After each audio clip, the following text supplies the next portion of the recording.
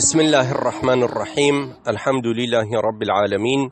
والصلاة والسلام على أشرف الأنبياء والمرسلين سيدنا محمد وعلى آله وأصحابه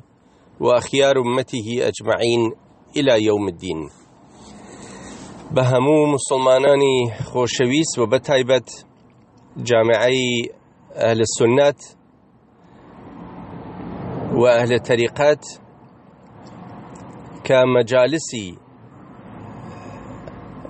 ياد كردني لدايقبوني حضرت رسول الله صلى الله عليه وسلم بباشي بزانيني قدري وقوريي أو حزرتا بباشترين وجه برپاكن تبريك عرزكم بمناسبة ولخواي تبارك وتعالى دواكم خواي قورل نعمتي خوي وقورترينيان كالنعمة وجود حضرت رسول الله صلى الله عليه وسلم لدعاء خيري للشفاعتي للتوجه ولنزري إن شاء الله بإذن خوي ببشمان نكا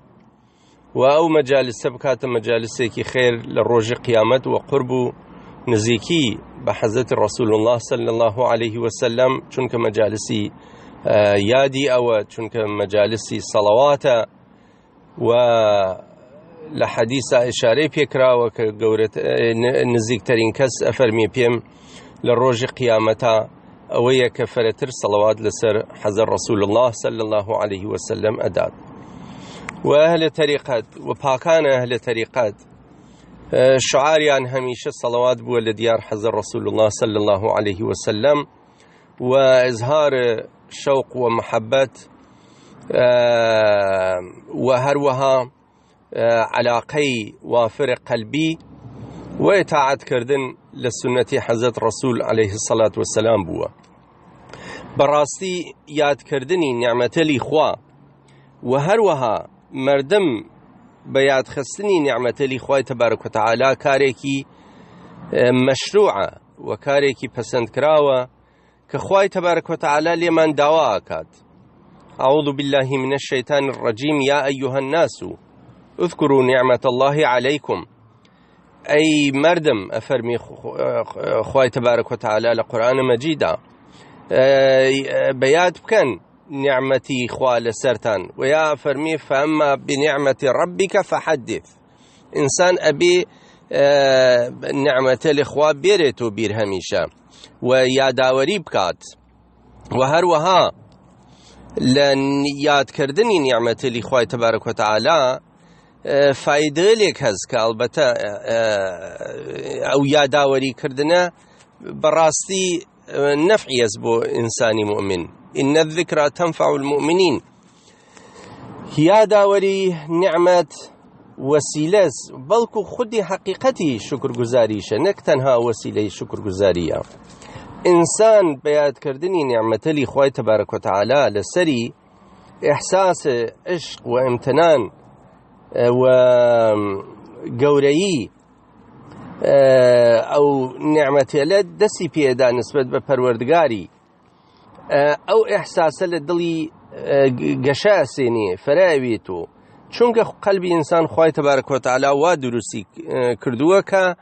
محبت پیدا کا نسبت بو کس که احسانی پیکات و هر احسان که به هر کسی حتی دشمنی کد کم کم دلی نرموی نسبت به تو.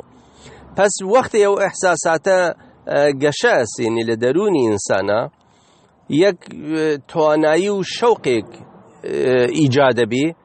که واداریکا که او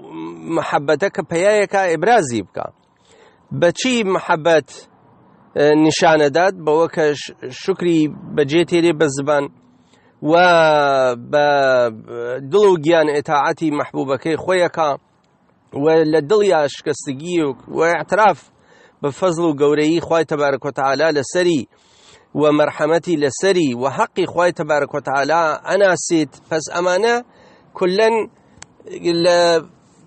فايدة لي شكر گزاري إنساني شاكر یکی لمهمترین شتێک کەواداریەکات کە شکر بکە و قدری خوای تبارک و تعالی بزانی ئەوە سەکە یادی ئەو نعمەتە لە کە خوای تبارک و تعالی هەناردیە سەری یادی ئەوانە هەمیشە ئەکا و لە شوێنێکی فراوان لە قورئانە مەجیدا یا وەختێک کە باسی زندگانی پەیامبەرانی گوزەشتەکە یا هەروەها باسی نعمەتە لە خوا لەسەر مسلمانانەکە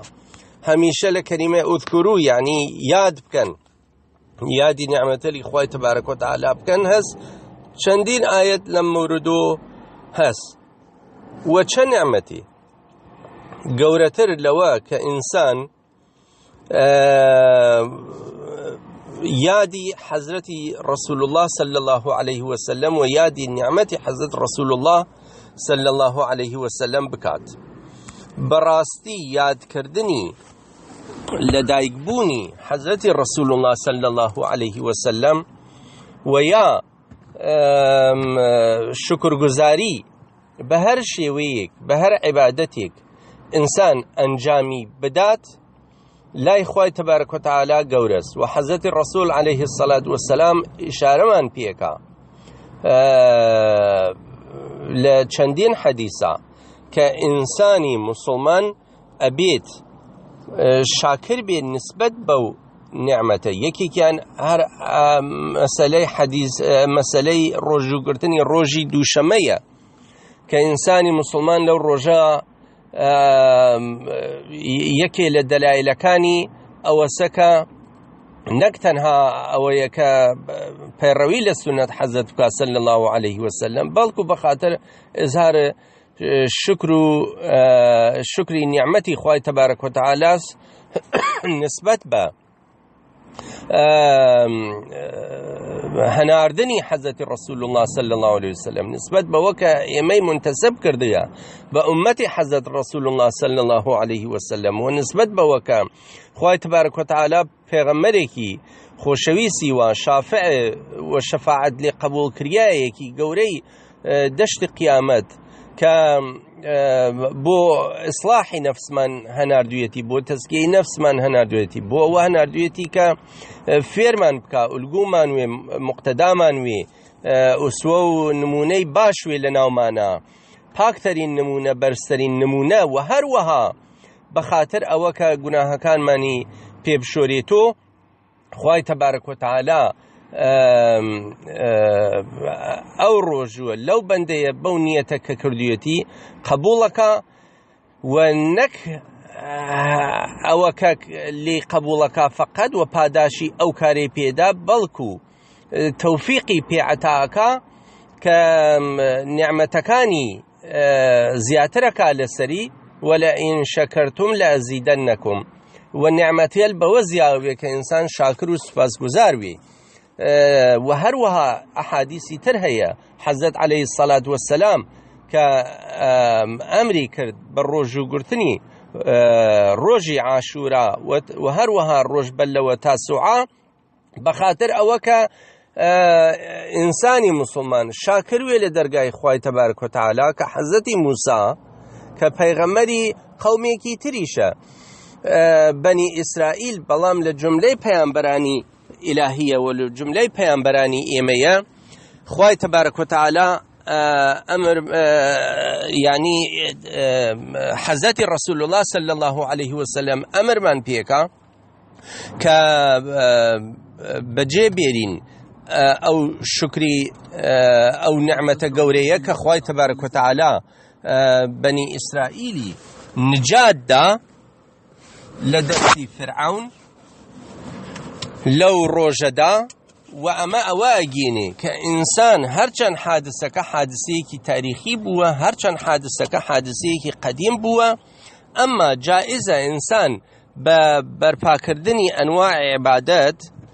بە بەرپاکردنی ئەنواعی عیبادەت جائزە ئینسانی موسڵمان لە ناو ساڵەکە بە مستەمڕی بە بەردەوامی شکری ئەو نعمەتە یاداوەری بکاتۆ بە یاد بێرێتۆ و بەجێ بێری پس ئەگەر جائز وێ بۆ حەزرەتی موسا کە ئینسان شکرگوزاری بکا بۆچی جائز نییە بۆ حەزرەتی رسول الله صلی الله عليه وسلم کە ئینسانی مسلمان شکرگوزاری بکە بەچی بە ئەنجامی عیبادەت بە ناندان بە دعوتکردن بە قەسیدە و مەدحی حەزرەت ڕەسوول الله صلی الله عليه وسلم بە ئیزهار محەبەت و عەلاقە و هەروەها بە خەیرکردن بە ئیحسانکردن و بە ئیزهاری خۆشی و سرور ئەمانە چتهایەکە کە نەک هەر مەشروعە بەڵکو پەسەندیدەست و بەڵکو مەطلوبیشە و داوا کریا لێمان لە خوای تەبارەک و تەعالا کە ئەنجامی پەس یەکێ لە گەورەترین ڕێگەیەکە کە ئینسان نزیکەکات و بە خوای تەبارەک و تەعالا یەکێ لە گەورەترین نعمەتە لێ خوای تەبارەک و تەعالا لەسەر ئینسانە کە خۆشەویستێکی ئاوای بۆ هەناردوین و نەتەنها فێرمانەکە و ئولگومانە کە واجبە لەسەرمان پەیڕەوی لێ بکەین بەڵکو یوزەکیهم تەزکیەیانەکا پاکیانەکاتۆ بەچی بە دوعاکردن بە شەفاعەتکردن بە ئەوە کە ئەو کەسە کە سەڵەواتی لەسەرەداوە یادی حەزرەت ڕەسوول دائیمەن لە دڵیا وەکو نورێکە کە تاریکیەلی گوناه و غەفڵەت لە خوای تەبارەک و تەعالا دوورەکاتۆ حەزرەت صلی الله عليه وسلم وەکو گەورەترین شافعی دەشتی قیامەت لە حوزوری خوای تەبارەک و تەعالا باشترین وەسیلەس بۆ ئەوە کە ئینسان گوناهەکانی پێ بێسلاح گوناهەکانی خوای تەبارەک و تەعالا بە وەسیلەی ئەو حەزرەتە صلی الله عليه وسلم پاک بکاتۆ پس باشترین و جوانترین وەسیلەی ئینسانی مسلمان بۆ ئەوە کە قەدری ئەو نعمەتە گەورە بزانی ئەوەسە کە یادی حەزرەت صلی الله عليه وسلم هەمیشە لە دڵیا بوێت و شکری ئەو نعمەتە هەمیشە بزانێ و گەورەی قەدری ئەو نعمەتە هەمیشە بزانێت تا خوای تەبارەک و تەعالا زیادی بکات بۆی ئینشاء الله. من داوا ئەکەم لە ئێوە مسلمانانی خۆشەویست لە بەرادەران لە خوشکەکان داواتان لێ یەکەم کە مناڵەکانتان فێری محەبەتی حەزرەت صلی الله عليه وسلم بکەن چونکە بە تایبەتدا لەم عەسر و زەمانە فرێجار بە خاتر جەهل و نادانی ئەبینی کابرا تووشی گوناهە بێ گوناهە لێ کە چە بەسە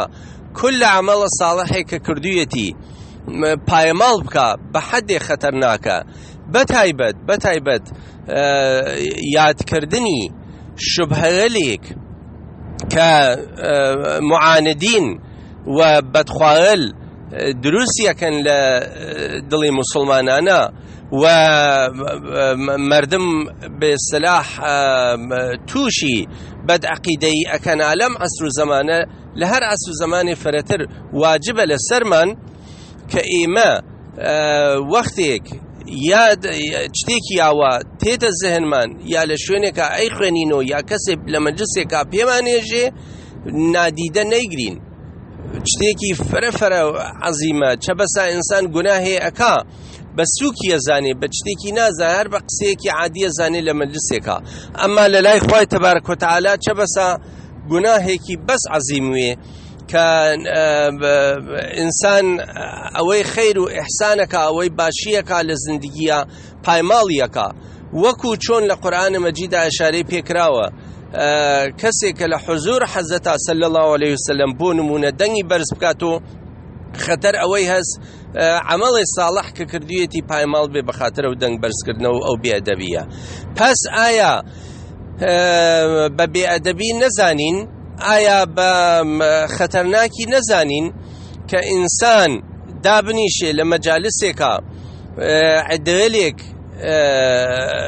بەدگویی دینی ئیسلام بکەن لە ناو قەومە لە ناو تایفە لە ناو مردم عادیە لە ناو ڕەفیقە چە بەسا فەرە ڕووەدا لەم عەسر و زەمانە بەتایبەت کە ئینسان شوبهەیەلێکی خراو ئەبیسێت ئەمما نەجەوابەداتۆ نەتوانێ نەتوانایی ئەوەی شەی هەست جواب بداتۆ، نە لە کەسێکیش ئەپرسێ کە ئایا جوابی ئەو شوبهە چییە تاکو تەرەفی پێ قانع بکریێ و نە تەحقیقەکە و نە ئەچێوە شوێنیە، بەڵکو هەم خۆی وێڵەکە هەم مناڵەکانی وێڵەکە نادان بە سیرەتی حەزرەت صلی الله عليه وسلم، بە ژیانی پاکی ڕەسوول الله و بەرزی و گەورەیی ئەخلاقی حەزرەت ڕەسوول صلی الله عليه وسلم کەم کەم ئەو مەجالسە عادەتی پێکەین،